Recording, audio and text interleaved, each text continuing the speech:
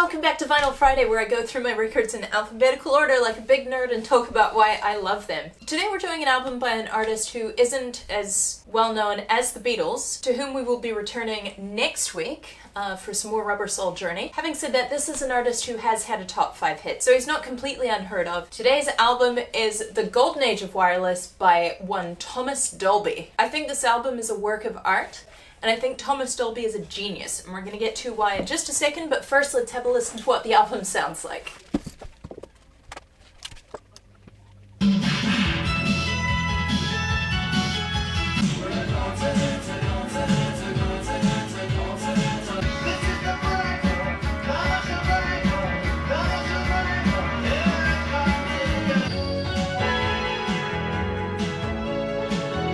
A lot of goodies there that I would have loved to have spoken about. However, the song that we'll be looking at today is Europa and the Pirate Twins.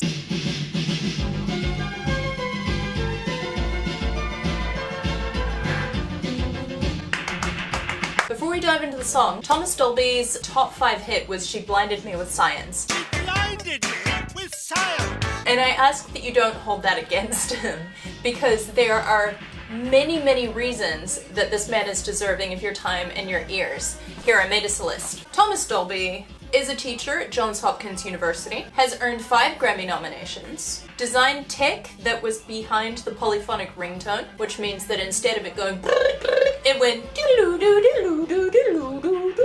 He was the musical director of the TED conferences for like 10 years, won a bunch of awards for a film that he made in 2013. He co-wrote and produced the first rap song to ever move over 1 million copies. He has composed music for George Lucas and Steven Spielberg. Did I just say Steven Spielberg? Steven Spielberg. Yep. He's played with the likes of George Clinton, Def Leppard, Stevie Wonder, Herbie Hancock, Roger Waters of Pink Floyd, David Bowie, Joni Mitchell, Queen, and Foreigner. He wrote this introduction to Waiting for a Girl Like You. Most notably, and most importantly to me, this is a man who has appeared with the Muppets. Science! So after playing on that massive Foreigner hit, he was able to save up enough to make this entirely self-produced album. On The Golden Age of Wireless, Thomas Dolby plays all the drum programs, piano, wave computer synthesizers, electronic percussion, and kalimba. He also designed the cover art.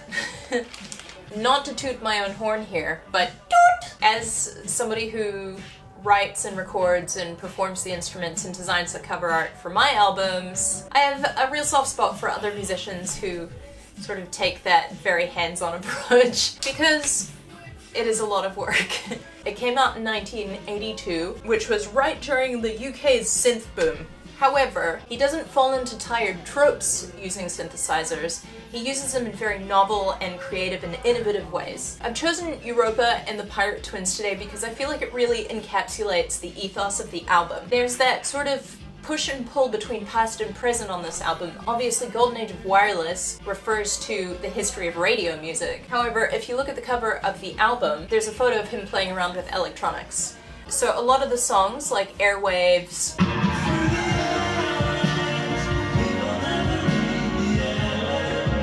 Radio Silence,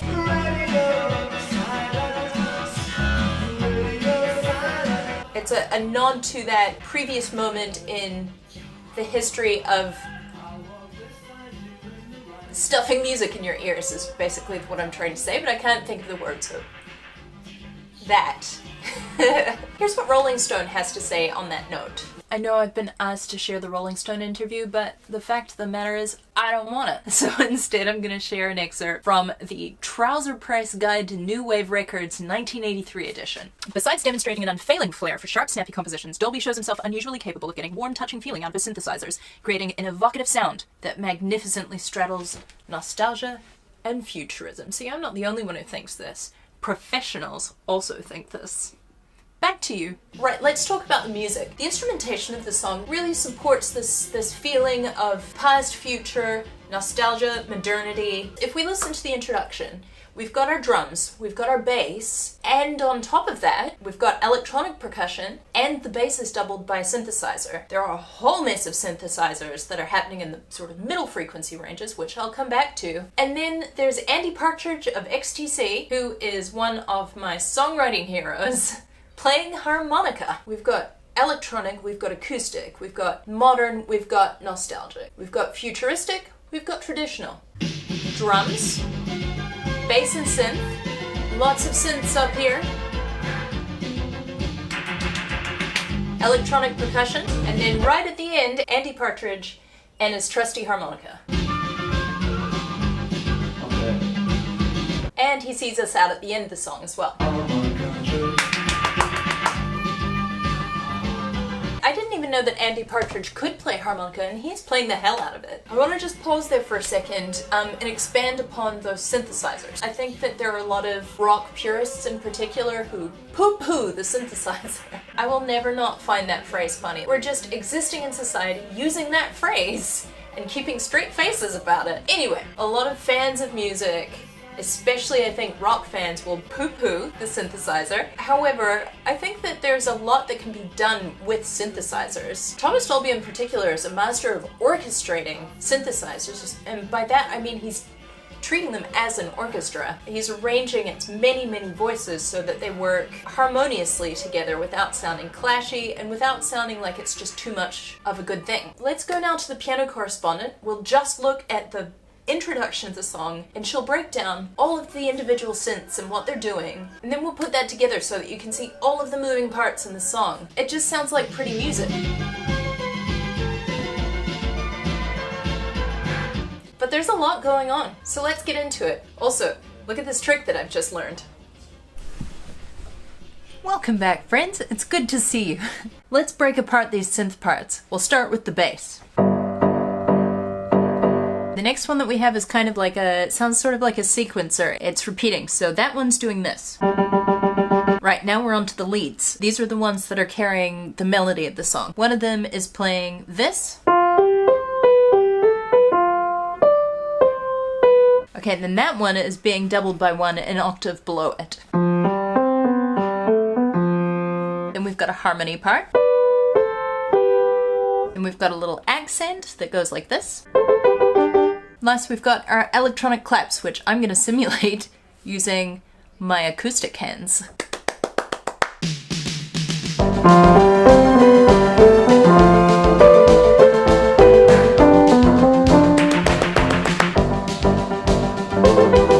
So you see, it's kind of like a synthesized symphony, a symphony of synthesizers, a symphonized synthesis, a symphony. Back to you.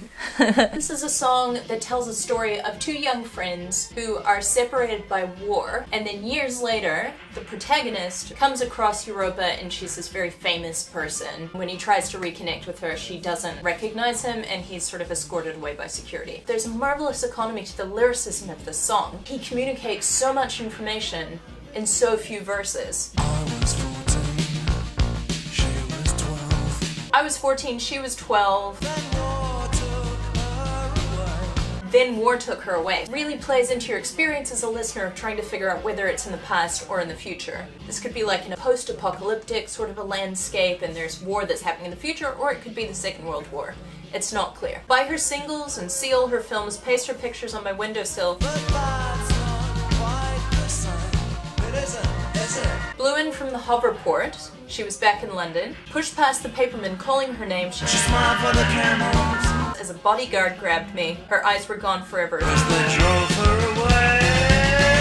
There's sort of this nostalgia on a broader scale. We've got like war, we've got a silver screen beauty, but also there's nostalgia on the part of the singer who is mourning this youthful relationship that he had in his early teens. It's a really interesting take on the love story. There is such a specific setting that's described in so few words. Basically what I love about this album, the song is the sort of apotheosis of this album. I've just realized I don't actually know that I'm pronouncing it right because I've only ever seen it written. Is that it has a concept And it just goes all in on that concept. I don't think I've gotten into this before, but I really love a concept album. I really love when an album has a sense of direction and really follows that sense of direction, and I know that they can be insufferable and self-indulgent, but a lot of my favorite albums are concept albums. And a thing that I love about this album in particular is not only that it has a concept, but that it doesn't veer into self-indulgence when it's exploring the world that it creates. The songs hint at what's happening in the background and